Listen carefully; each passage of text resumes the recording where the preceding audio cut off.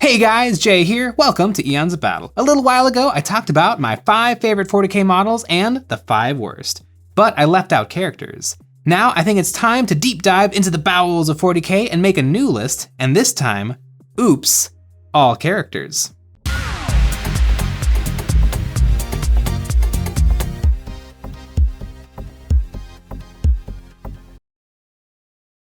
One thing that really drives my love of 40k is the role-playing element. A big part is that I find myself identifying with the heroes, the leaders. It is particularly satisfying when you get your commander in a position and absolutely wreck your enemy. And it is doubly disappointing when they are removed from the battlefield as a casualty. In the heat of dice rolling, I am the general, heroically leading my troops, making genius tactical decisions that lead to victory. Or committing blunder after blunder and getting swept turn 2. When I was first getting into 40k and collecting Necrons, I always steered clear of HQs. I thought they were cool, but I did not have the skills to paint them, and they were so expensive for one model that I would rather save up just a little more money and get a tank or a whole squad of infantry instead. Now that I have a full Necron army, and a few others too, I find that I only buy HQs. I think that they're more interesting to paint and allow me to really stretch my artistic muscles, and it makes for a gorgeous cherry on top of a finished 40k army. So that's what I think of HQs. Let's get down to my top 5. None of these models I own. Sometimes it's easier to drool over the things you don't have rather than appreciate what you do. Number 1, Inquisitor Karmazov. This guy is a legend, and not just because of how hilarious he is in the wonderful show If the Emperor Had a Text-to-Speech Device by Bruva Alphabusa. Grimdark is a mostly meaningless phrase, but for me, this is grimdark, gothic sci-fi.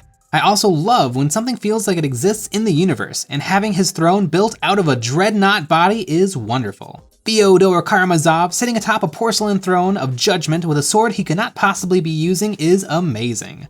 Flanked by a triple-barreled Melta and a servitor writing down his less than heroic deeds is just fantastic. I also like when a character looks like they're a monster on the tabletop. Usually characters fall into 2 categories: an aura bubble battery to give troops a +1 or a reroll, or is a one-punch knockout close combat monster. But this guy actually reads like he could cause some serious damage.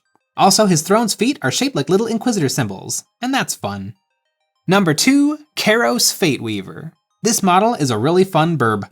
I love all the Greater Demon models. They are such monstrous monsters, and physically impressive on the tabletop. I love flagship models, the thing that lives in the back of your mind that you are always continuously building towards for all the years it takes you to put together an army. As you buy a box of brimstones, you know in the back of your mind that when you are awesome and experienced and have watched every YouTube video on the planet, you will get that model. And your godlike hobby powers will bring it to life in all its Tzeentchian glory. The model is 8 or 9 inches tall and an absolute titan on the battlefield. All the Greater Demons are the best, but this double-headed bird is the best of the lot. Also, his loincloth that covers his bird junk has feathers and leads me to suspect that it is part of his body, so that's fun. Number 3, the Swarmlord. I don't know if any model looks like more of an absolute badass. The Tyranid Swarmlord is a master duelist. Step aside, General Grievous. This monster has you beat. 4 swords, try 5 swords. The 5th one is attached to his face. When I think of 40k, this model is on top of the list, among models like Orc Boys, Eldar Guardians, and of course, Primaris Space Marines. Few models look quite as unstoppable as the Swarmlord. Even when it is built as the Flying Hive Tyrant, it does not feel like such an immovable object as the mighty ball of blades that is the Swarmlord configuration. He is absolutely dense. I can only imagine what horrible poisonous fumes spew out of his chimneys, and inside his head lurks the full might of the Tyranid hive mind. While he is mopping the floor with a pleb like you, he is orchestrating the invasion of several worlds. I would love to see the Tyranids get a revamp. Some of their models are looking their age, but the Swarmlord is perfection. It can also be equipped with a fleshy super soaker, and that's fun. Number 4, Adrax Gatone. The newest model on this list is my favorite of the new Primaris Captain supply drops. After a bit of a weak sauce first round of Primaris characters, Games Workshop has corrected the ship and given us some immaculate Space Marine models. I also love when there's a system, and most of the popular Space Marine chapters are getting their unique heroes, and it's awesome.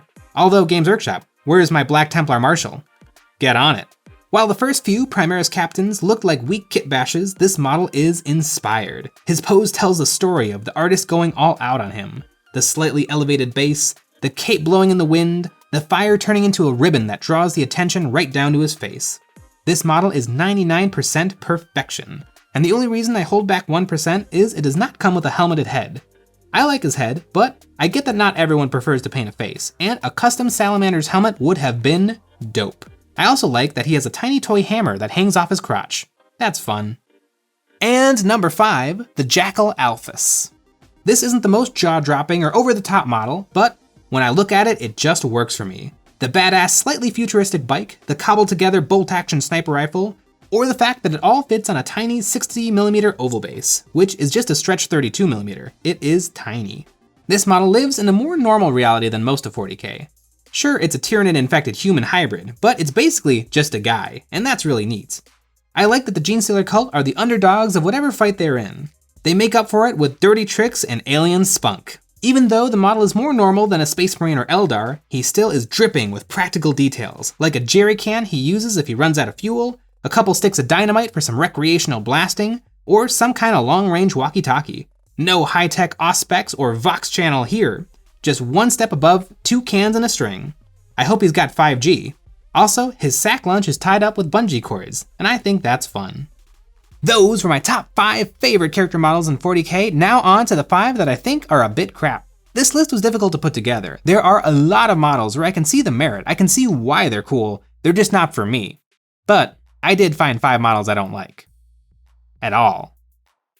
And in addition to fun lists like this, we make wargaming tutorials each and every week, and if you want more, the best way to support us is over on Patreon. Over there, we get to vote on what I paint live on YouTube, some behind the scenes, and other exclusive content. Number 1, Tor Gyaradon. I wanna like this guy, I really do, but everything is a bit wrong. And I think most of it can be chalked up to his massive power fist. Now, power fists have always been too big, usually about the same size or bigger than the torso of the Marine wielding it. But it's always looked kind of alright-ish on the old squatty Marine body. Now updated to sit on the Primaris frame, the old power fist has never looked so awkward. It looks like he is taking all his effort just to lift the thing up, and I seriously doubt that he could throw a good punch with it. This model has a lot wrong with it, but perhaps this is a bad model that I might actually buy. This is the Marine to get if you want a character with some absolute chonk. Maybe with a head swap, get rid of the grav gun, get rid of the power fist, get rid of everything, and maybe it can make a decent captain in Gravis armor. Also, his face is obviously Chip Hazard from the movie Small Soldiers, so that's funny, I guess? Number 2, Oricon the Diviner. Now don't get me wrong, I adore Oricon, the character. The Infinite and the Divine is my favorite Black Library book, but this model is not Oricon. His face is alright, and his staff sure has 5 points, but why does he have a weird little monkey body? He is hunched over the top of a small rock, and he looks more like Gollum from Lord of the Rings than the most powerful chronomancer in the entire Necron race. Also, the Necrons were the biggest loser when it came to failcast. They are a mess of sprue gates thrown right over important details, and it takes a master sculptor just to get one of those good enough quality to put paint on. I want to see him get a hot revamp, maybe a double box, with Trazine the Infinite.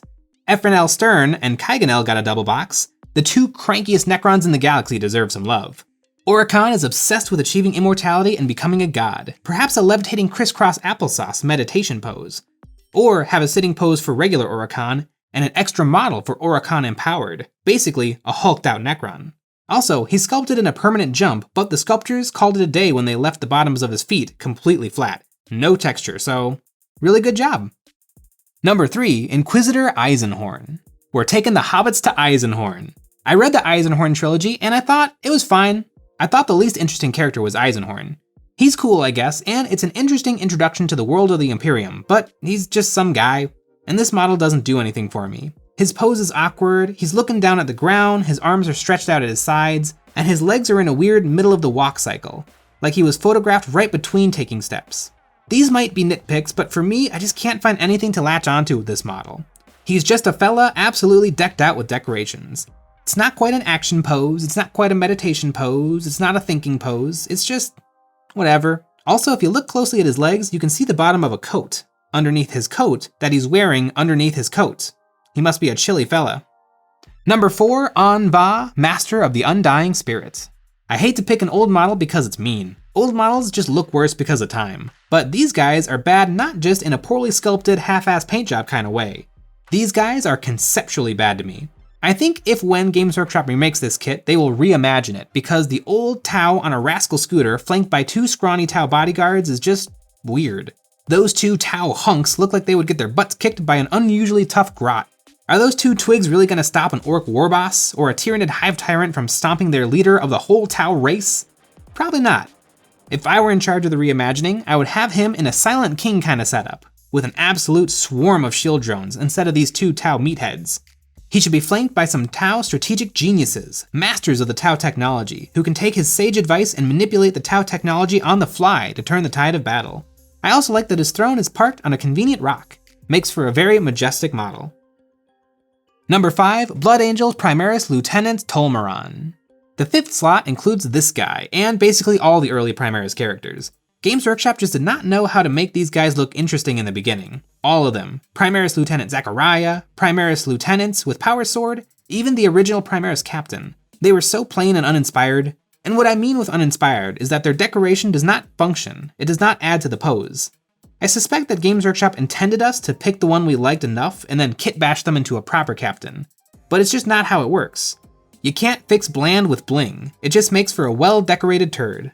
All the new Primaris captains, on the other hand, are awesome. I already talked about Adrax Gatone. He is perfection. But also Dark Angel's Master Lazarus is amazing. Just a straight-up redo of Zechariah. Karasero Khan is unbelievably good, and Iron Father Pharaohs is outstanding, and every single character from Indominus is top-notch. Games Workshop just didn't know how to make them back then, but hopefully we have seen the end of vanilla Primaris captains. What a sorry list of characters. Now I'm in a bad mood. So let's end with some honorable mentions to bring me back up, and these honorable mentions are in no particular order. The Judiciar. This guy is a straight-up anime character, and I love it. He is strutting down the street with his executioner's sword and his hourglass counting down the time you have left. I love the idea of young chaplains during the most dangerous assignments looking to prove themselves before they transition into grizzled old veteran chaplains. Junith Eroida. It's a floating pulpit with a double flamethrower. This model is perfection. I love the idea of an Adeptus Sororitas screaming prayers to the Emperor while burning away the filth and heretical in her way. Mephiston. I've said it before, Mephiston Lord of Death is a perfect model, and a perfect rework of an old model. It's the perfect blend of old and new, and the little horn skulls that have been on Saiger since Rogue Trader have been lovingly copy-pasted to his collar. And the Avatar of Cain. Now obviously this guy isn't winning any beauty pageants, although he was legit 20 years ago. I love him because one day Games Workshop will drop the most amazing, the most impressive Avatar of Cain God model on us. And that day will be glorious. Well, those were my top 5 best and worst 40k character models. Games Workshop really knows how to make them. It was a tough task to find 5 that I really disliked, but I made it happen. Let me know in the comments how wrong all my picks were and tell me what your favorite models are. I hope you enjoyed the video, and as always, thanks for watching.